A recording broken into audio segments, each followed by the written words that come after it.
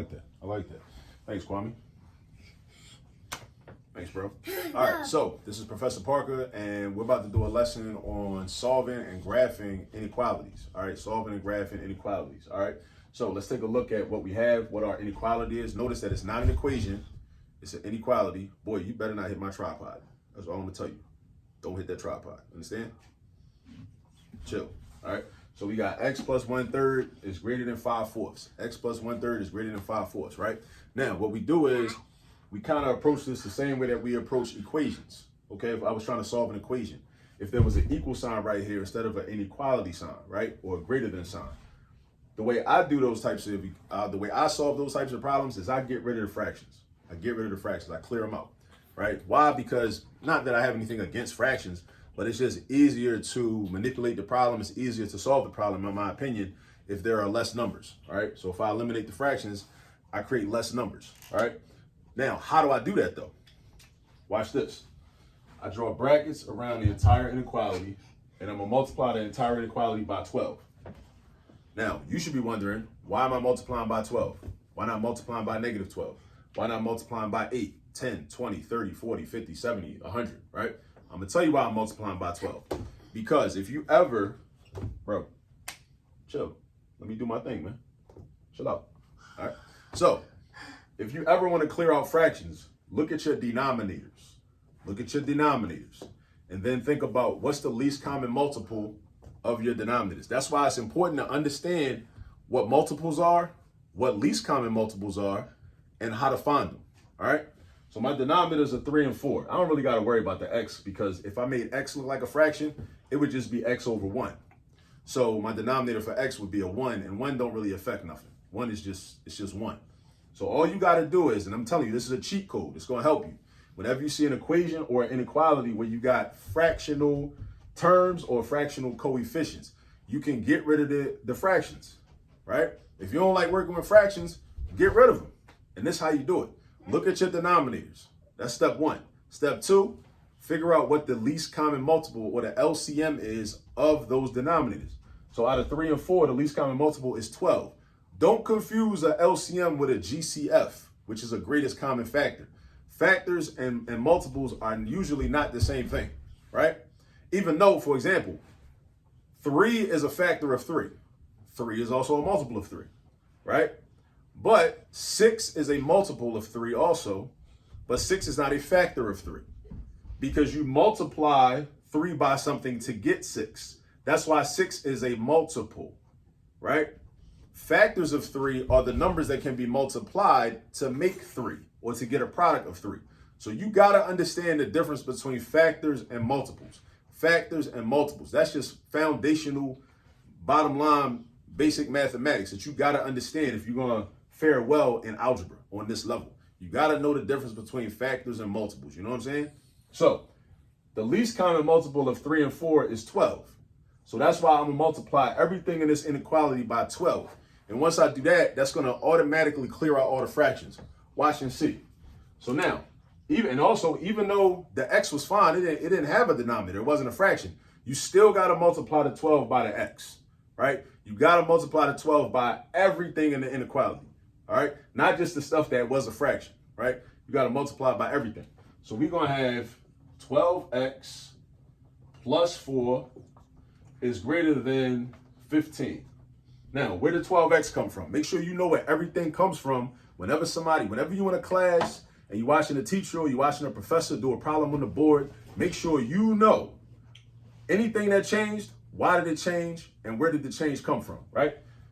This became 12x because we did 12 times x. This is kind of like the distributive property, right? Kind of like the distributive property. I'm doing 12 times everything inside the parentheses, right? So 12 times x gives me 12x. This right here, Kwame, 12x.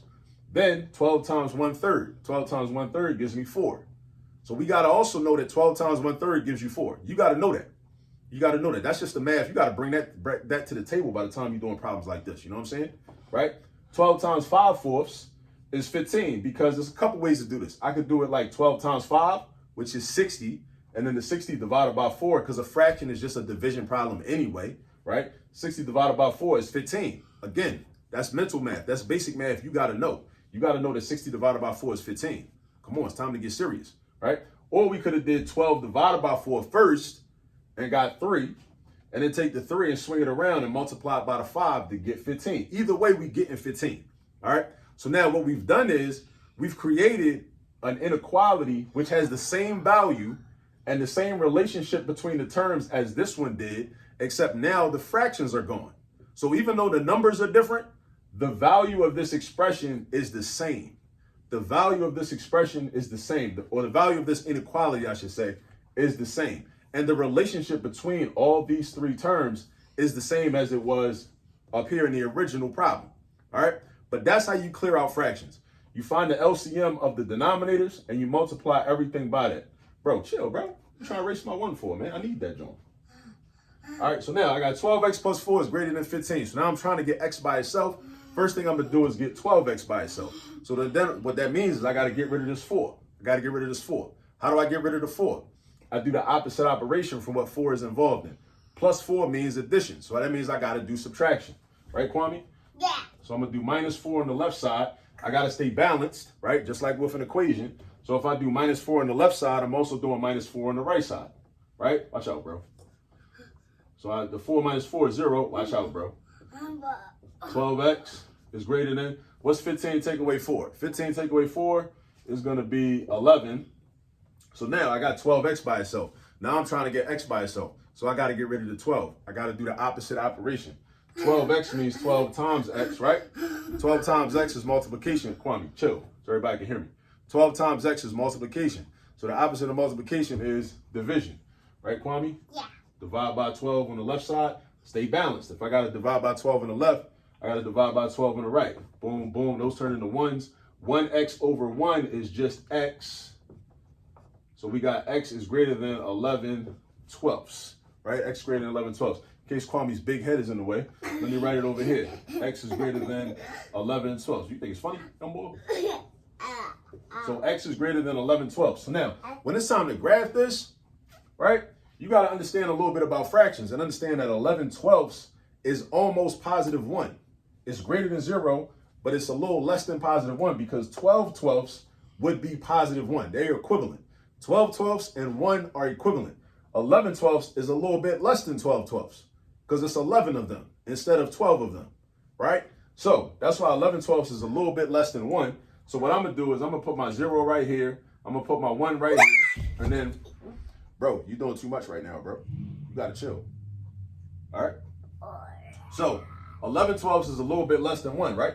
So now I got to figure out where's 11 twelfths at. It's like just barely to the left of the positive 1, right? Then I got to ask myself, okay, what kind of circle do I have? Should I have an empty circle or a shaded in circle? I should have an empty circle because this is only greater than. X is not equal to 11 twelfths. It's not equal to 11 twelfths. So I'm going to put an empty circle. Bro, don't touch my work, bro. People need to see this. All right? Okay. You got to chill. If you're in the video, you got to chill. All right? So look, this is where 11 twelfths is, right? 11 twelfths is right here, right? Now, that's our first decision. Now, our next decision is, where is our arrow going to go? All right? Should our arrow go to the right or should it go to the left? Should it go to the right or should it go to the left? Because we're looking for the values that are greater than 11 twelfths, where are those values at? They to the right. The bigger numbers are to the right. Because over here, you got 2, 3, 4, 5, 6. And that's if I count by ones. My scale is by 1. I could have counted by 2s, 4s, 6s, whatever, right? But either way, any way you do it, your bigger values are to the right. So the x is if x is greater than 11 twelfths, all of those values are to the right. So that means that's where I'm drawing my line at. So I'm going to go up and go over. That's just how I like to do it. I don't like to scribble on top of the number line. I don't like to do that. I like to be separate from the number line. You know what I'm saying? So this is our answer. This is our boundary point. This is our circle, right? We didn't shade it in because x is not equal to 11 twelfths. It's not equal to 11 twelfths. It's greater than 11 twelfths, right? And then our arrow, our line is going to go to the right. That's where it's going to go. All right? It's going to go to the right on to infinity, to positive infinity. All right? Let me throw the answer up in interval notation as well, just real quick. So if I'm going from 11 twelfths to infinity, right? I could also write the answer like this.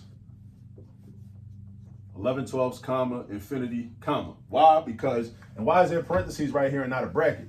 Because x is not equal to 11/12. X is not equal to 11/12. It's only greater than 11/12. That's why I throw the parentheses right there, not a bracket, right? So 11/12 is strictly a boundary point, but 11/12 is not included in the solution set. 11/12 is not a solution. It's just a boundary, right? That's all it is. And it goes on forever, so it goes on to infinity. So you got the little sideways 8 drawn. That's the infinity symbol. So it's going on forever to infinity. Infinity, just like a negative infinity, will always have a parentheses next to it. Always. It's always going to have parentheses next to it.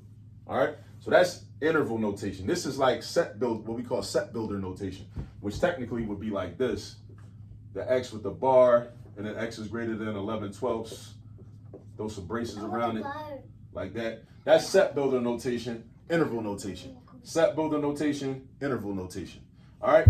Now, Kwame, since you got so much to say, you know what I'm saying? You want to say bye? As we wrap up this video? Yep. All right, go ahead and say bye. Bye. All right, peace. See y'all in the next video.